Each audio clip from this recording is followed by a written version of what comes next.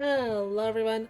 Just in time for the end of Bolt Tournament, the bridal banner is here with Heidi and Izana. Heidi being an absolute monster of a supporter. She is absolutely S tier in terms of like just raw damage, and she's basically a staple in tournament teams forever. But before we talk about the new banner units, let's go over some of the new features from the patch, namely the monthly pass. The monthly gem pass is finally here, or the daily pass. This is very good. I, you know, I highly recommend getting this and supporting the game. It's $5 a month for 3,000 free gems. You just get 100 a day. And you also get the same amount of value in paid gems when you buy it. So 400 paid gems for $5. Very nice value. Very glad they finally added this to the game. And I don't think there was much else, so we can just get into the banner right away. First up, we have this here Memoria banner that they have renewed. Once again, just like last time, this is bait. Your odds of getting a Memoria that are good from this aren't really very high. It is your best chance to get specific Memoria, like a feature worth fighting for, but we will have, this is not a selector, right? It'll give you a Memoria out of the pool, but this is not a selector. So we will get a Memoria selector at the start of summer. And if you really want to, spend gems on Memoria, paid gems for Memoria, I recommend waiting until then. So this is just kind of bait. Obviously you can grab it if you want, but it's just, yeah. But the bride banner, all right, let's go look at the units. We have Heidi and Izana. First up, we can go look at the Memoria. This is a breaker Memoria made for Izana, because Izana's a breaker. Boosts stun damage by 65% on critical attack. It's like, it's a little weird. It's one of the better breaker Memoria because it's generic. It can go on any breaker, and it has a high value of 65%. However, it does have a condition that you do need to crit, which can be very difficult for some teams. It's good for Izana, of course. She is a breaker based around critting. But, even being one of the better breaker Memoria, it's still a breaker Memoria. It's just not going to be that good. So, yeah, not a particularly strong Memoria here, but if you really want a breaker Memoria for some reason, breaking just isn't really a big part of the meta overall anymore. So it's like, yeah, you break things occasionally here and there, but overall it's a little too hard. But yeah, let's go over Izana first, and then we'll go over Heidi. Heidi's a pretty big character, so. Izana is a slash breaker, and she is based around critting. So on critical attack, she gets 200% stun damage. And this is a lot of stun damage. She's also an AoE breaker. This is a lot of stun damage. It is additive with stun damage from gear, so it's not, taking her base damage plus her gear stun damage and then tripling that, right? No. This is additive with the gear stun damage, so it's more, if you have like perfect gear, it's going to be more like, doubling her stun damage or whatever, something like that. This does make her the strongest AoE breaker in the game, and in all honesty, it's still not enough. Enemy stun HP is inflating faster than breakers can keep up with, even a breaker like Izana with this 200%. And just as a breaker, while she does the best out of the AoE breakers, she just can't quite get there. Like, enemies in the recent very hard chapters on JP have like 1900 stun HP. Like, you're never breaking them, ever, without force break. So it's just, yeah, it's kind of silly. Other than that, she boosts the target's critical damage received by 30% for 2 attacks. This is okay. It's nice that she gives a debuff. Obviously, it is worse than like physical received or magic received up because it can't be scaled by traits. And also, this is not a separate multiplier. It is additive with your character's critical damage. So it's like, yeah, it's an awkward debuff. But 30% crit damage is still a good debuff, right? Like, that's a good amount of damage, so not bad. Her other stuff is just meant to supplement her kit. Her skill 1 will give her guaranteed crit for the next attack, just to make sure that she gets, the crit for her skill 2. And her burst doesn't really have the crit stuff. I mean, it creates critical panels for your allies, which is okay, but really you want a more consistent crit support. You will probably have a more consistent critical strike generation on your team than a burst from your breaker. That's kind of weird. And then also it can inflict dazed, just like the other Izana. This is, nice when it happens. However, very often, because she is a breaker, you will, with a single target burst, you will very often just stun the target and daze them at the same time, and the daze doesn't really do much. So her bursts are just kind of weird and not very good. As well, to go along with all of our other crit-based stuff, when she gets any panel, she gets a guaranteed crit on that turn. And she also boosts all allies' critical damage by 20%. Now, this passive is pretty important, and the reason for that is because of her leader skill. She gives initiative to Promise and Teamwork characters, as well as some critical damage.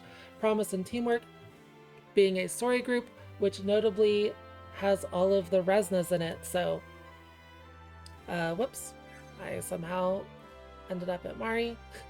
But yeah, she gives initiative to a group with all of the Resnas in it. Izana, we'll have some good supports in here later as well, like once Saskia comes to the game and whatever. So this is a very interesting sort of team to sort of group to give initiative to, especially because she can be a supporter in her own right, giving, a bunch of crit damage here with buffet and some extra crit damage here, and giving initiative to, Academy Resna or Izana or whoever you want to use as a sweeper. You can do some fun initiative strats with her, and that is probably where she is most useful as, an initiative carrier that gives critical damage, right?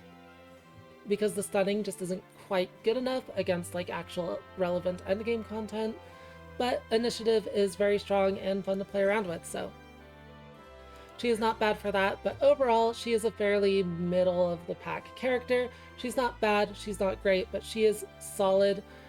Unfortunately, it's not as a breaker, it's as an initiative granter, so make of that what you will. Yeah. And then for the winner of the banner, the better character of the two, the one I recommend focusing, we have Heidi. Heidi is a fire supporter, our first fire unit in quite a while, and she is basically the magic version of Ampel. So if you know what Ampel does, Heidi does that, but with magic attack. Her skill 2, 30% magic attack to an ally for 2 turns, and nothing else. Obviously, this means you can stack it twice normally. It's pretty solid. And her passive is also 15% magic attack, so just more magic attack on top of that passively. Her other passive is item gauge generation when getting blue panels, which actually is surprisingly useful as well. You use this a lot in certain tournament strats to double stack items. In the current tournament on JP, this passive is really, really important to the strategy I've been using, so very good passive as well. Any item gauge restoration is always going to be pretty decent. But yeah, Heidi is just an incredibly strong character. She gives a lot of damage. Now, she gives a lot of damage at the cost of having like basically no utility. Like she is pure damage. And to that end, I kind of want to talk about that a little bit. So obviously for Roman tournament, because Heidi is the highest damage supporter in the game, I believe, for Magic teams. Well, no, Claudia probably gives more damage when stacked up, but Heidi will be second. Obviously, she's mandatory for a Roman tournament on Magic teams. She is absolutely must-have if you want to rank well in Roman tournament. If you want to, make the Awakened Resna team in the future, which I have a video on, if you want to do all this fun stuff with her, with Roman tournament, then Heidi, absolutely mandatory. However, keep in mind, you don't necessarily need to go all in on pulling her right now. For most people, I would recommend not doing so, because she will be in a paid selector in the future for the 1-year anniversary. The paid selector we get for 1-year anniversary will allow you to choose any unit from any 2 units from Rose to the banner after this one. So, it's kind of like, do you really want to go all in on getting Heidi, or would you rather just wait for the selector, right? And especially if you're planning on really focusing on the Awakened Resna team, the selector will be out at the same time that she is, so like you don't really need Heidi until then anyways. Like obviously Heidi will be a really good unit for the next couple months, but if you're planning out your gem spending, it's probably good to wait till the selector if you're willing to use paid gems to select Heidi, right? Which I personally did on my JP account. It was very worth it to me. But yeah, mandatory for Roman Tournament. Now, as far as normal gameplay goes, I don't think Heidi is a must-have. Of course, she will be very good, but on like a standard sweeper team where you're killing everything on the first turn, she only gets one of her skill 2s off instead of being able to stack them, so that diminishes her value a little bit. And for longer, more drawn-out fights, she doesn't provide any utility other than damage, so when your team is already, you're very tight on slots because you need like a crit supporter, a defender, you probably have Claudia, you need like some healing, like all these things. And she's not really in any good initiative groups either. It's very hard to justify saying that she's like must have for normal gameplay. Obviously, she's always going to be an S tier supporter no matter what, but is she worth going for if you don't care about Roman Tournament? Kind of. Sort of. I think there are better things to spend your gems on, but she's still very good. Like, you'll never be unhappy to have her. She is quite strong. Very, very solid supporter. Now, we haven't talked about her skill 1 and her burst yet. That's because they're just not really that useful, but I'll go over them real quick. Her skill 1 is after attacking. If the panel of the ally with the highest magic attack is empty, give them a blue panel, a boost panel. So interesting skill 1. Kind of blue panel generation is good for Academy Resna.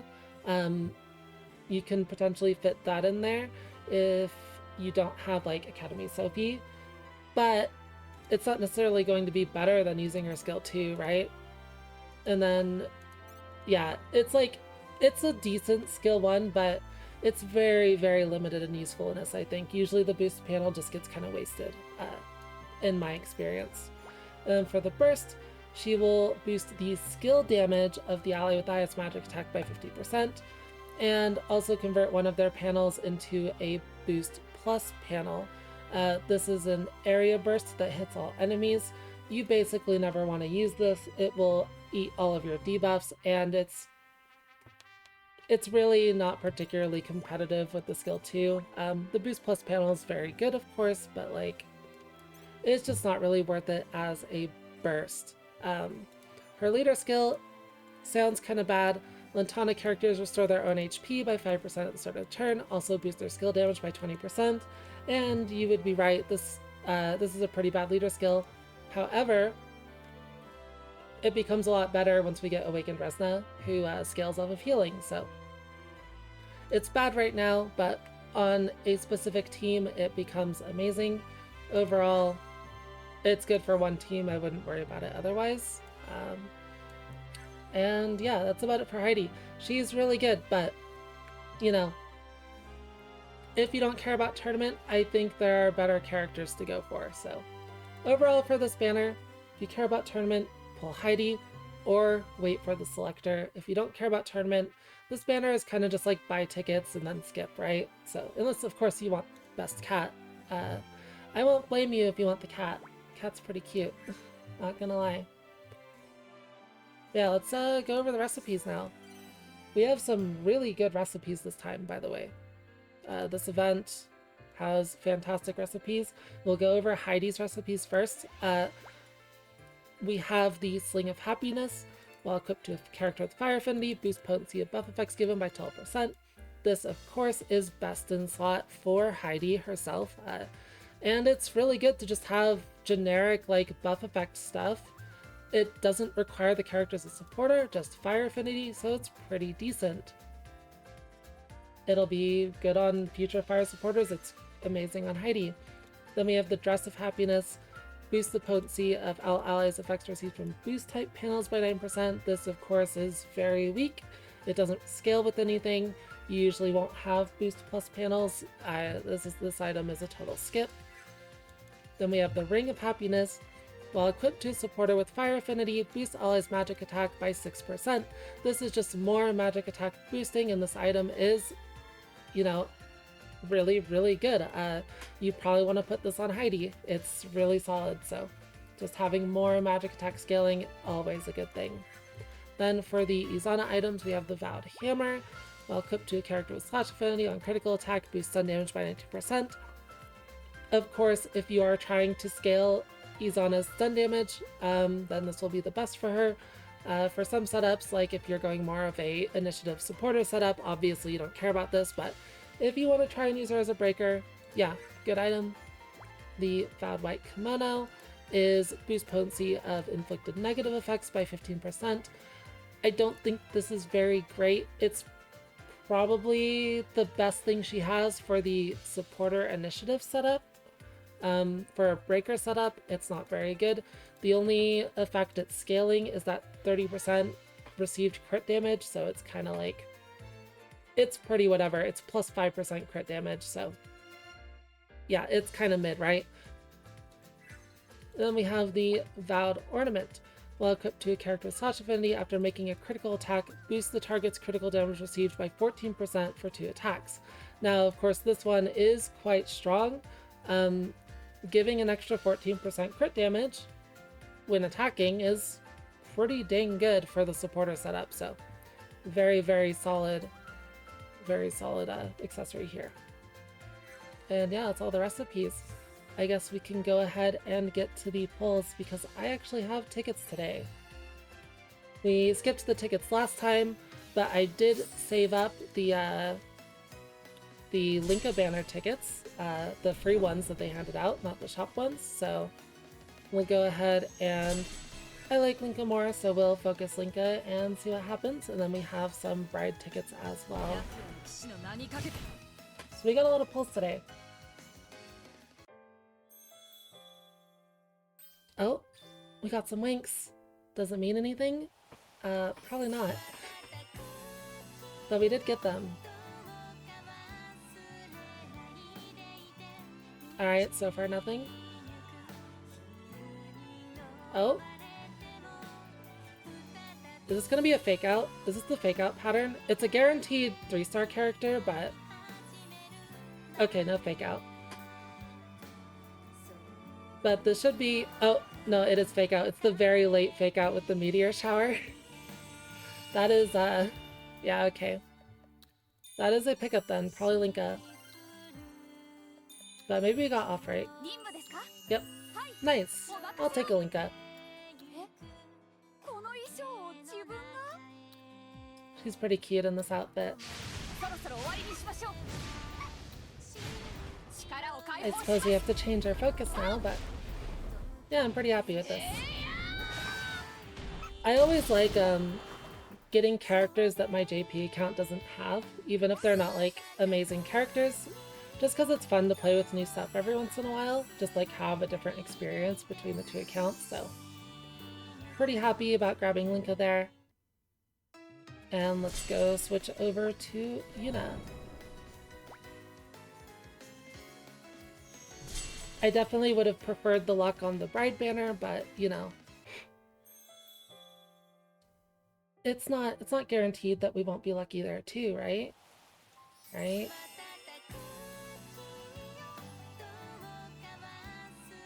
Alright, this pull is looking pretty dead. I'm thinking back to the last pull animation, and I think it's pretty funny that I called the fake out pattern. It, you know, got me by putting off the fake out to the literal like last second, but I did actually call that it looked like a fake out pattern. Oh, we picked up a memoria. This is from one of the like Rise of banners or something. It's an okay memoria, but not particularly useful. Alright, off to bride pulls. Let us focus Heidi. I actually, I was tempted to focus Izana because I don't have Izana on JP, so like I mentioned earlier, but Heidi is still just like a bit too good to pass up, right? Unfortunately, so. Gonna focus her and hopefully she comes home.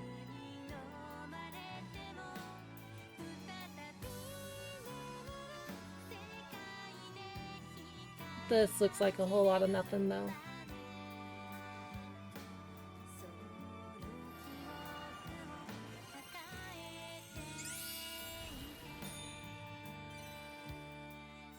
Yep. Alright, that's fine. We have 2 more. Exciting. And of course another 10 tickets in like 4 days. Oh gosh, no winks again.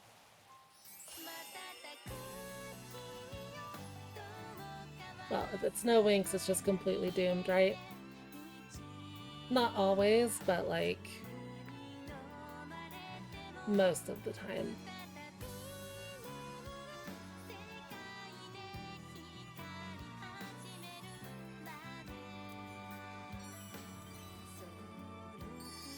Yep. Alright, last one. Come on. You can do it. Show me, Heidi. Oh, 1 wink. Darn.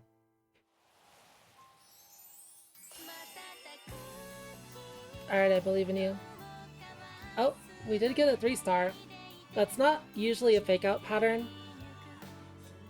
So this is unlikely to be a pickup, but we'll see.